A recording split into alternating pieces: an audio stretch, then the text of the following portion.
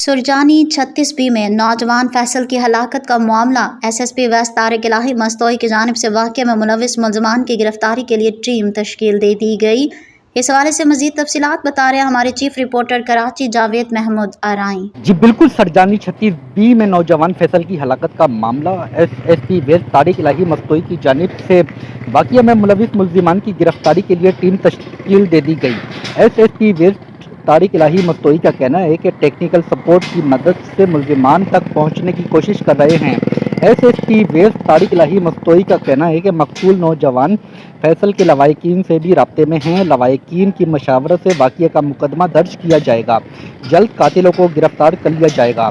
SSP waste Tariq الہی مستوئی کا مزید کہنا ہے کہ ابتدائی معلومات کے مطابق واقعہ ڈکیتی مزاحمت پر پیش آیا، دیگر پہلو پر بھی تحقیقات جاری ہے۔